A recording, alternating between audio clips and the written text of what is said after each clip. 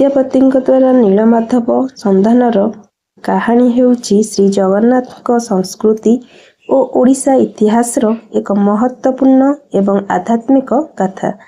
ମାଳବଦେଶର ପରମ ବିଷ୍ଣୁଭକ୍ତ ରାଜା ଇନ୍ଦ୍ରଦ୍ୟୁମ୍ନ ଭଗବାନଙ୍କ ସାକ୍ଷାତ ରୂପ ଦର୍ଶନ କରିବା ପାଇଁ ବ୍ୟାକୁଳ ହୋଇ ଚାରି ଦିଗକୁ ଦୂତ ପଠାଇଥିଲେ।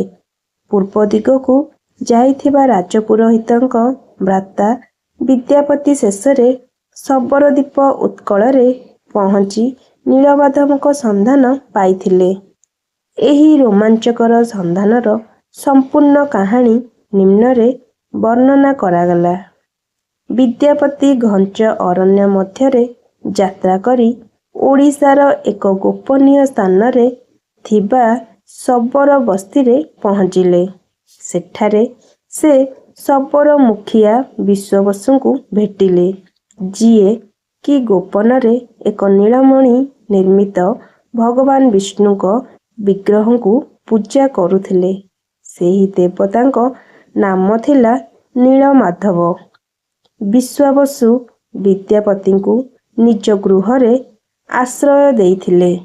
ସେଠାରେ ରହିବା ସମୟରେ ବିଦ୍ୟାପତି ବିଶ୍ୱାବସୁଙ୍କ କନ୍ୟା ଲଳିତାଙ୍କ ପ୍ରେମରେ ପଡ଼ିଲେ ଏବଂ ତାଙ୍କୁ ବିବାହ କଲେ।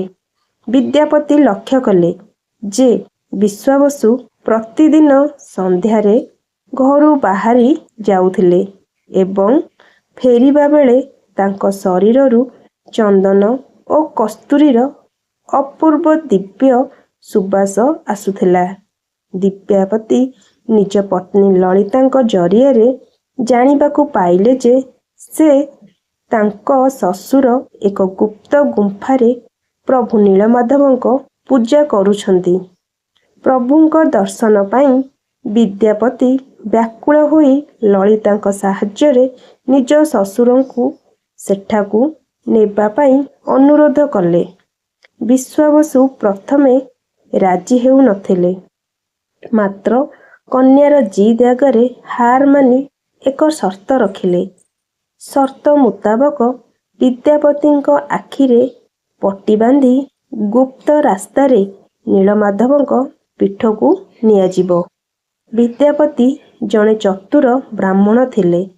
ସେ ଯାତ୍ରା ଆରମ୍ଭ କରିବା ପୂର୍ବରୁ ଗୋପନରେ ନିଜ ବସ୍ତ୍ରକଣାରେ କିଛି ସୋରିଷ ମଞ୍ଜି ବାନ୍ଧି ଦେଇଥିଲେ। ଗୁମ୍ଫା ଆଡ଼କୁ ଯାଉଥିବା ସମୟରେ ସେ ବାଟ ସାରା ଗୋଟିଏ ଗୋଟିଏ ସୋରିଷ ମଞ୍ଜି ପକାଇ ଚାଲିଲେ, ଯେପରିକି ବର୍ଷା ଦିନେ ସେଗୁଡ଼ିକ ଗଜା ହେବା ପରେ ସେ ସହଜରେ ସେହି ଗୁପ୍ତ ରାସ୍ତା ଚିହ୍ନି ପାରିବେ। ଗୁମ୍ଫାରେ ପହଞ୍ଚି ଆଖିରୁ ପଟି ଫିଟିବା ପରେ ବିଦ୍ୟାପତି ଚମତ୍କାର ନୀଳମାଧବଙ୍କ ରୂପ ଦେଖି ବିମୋହିତ ହୋଇଗଲେ। ସେଠାରେ ସେ ଏକ ଅଲୌକିକ ଦୃଶ୍ୟ ଦେଖିଲେ। ଗଛରୁ ଏକ ଶୋଇଥିବା କାଉ ନିକଟରେ ଥିବା ରୋହିଣୀ କୁଣ୍ଡ ଜଳରେ ପଡ଼ି ଦିବ୍ୟ ଚତୁର୍ଭୁଜ ରୂପ ଧାରଣ କରି ବୈକୁଣ୍ଠପୁରକୁ ଚାଲିଗଲା।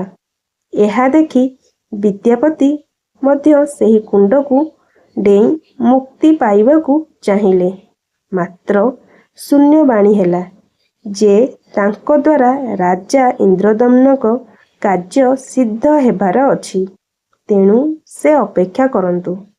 ବିଦ୍ୟାପତି ସେଠାରୁ ଫେରି ସୋରିଷ ଗଛ ସାହାଯ୍ୟରେ ବାଟ ଚିହ୍ନି ମାଳବଦେଶକୁ ଗଲେ ଓ ରାଜା ଇନ୍ଦ୍ରଦ୍ୟୁମ୍ନଙ୍କ ସମସ୍ତ ବୃତ୍ତାନ୍ତ ଜଣାଇଲେ। ରାଜା ଅତ୍ୟନ୍ତ ଆନନ୍ଦିତ ହୋଇ ସୈନ୍ୟଙ୍କ ପ୍ରଭୁଙ୍କୁ ଆଣିବା ପାଇଁ ଉତ୍କଳ ଅଭିମୁଖେ ଯାତ୍ରା କଲେ।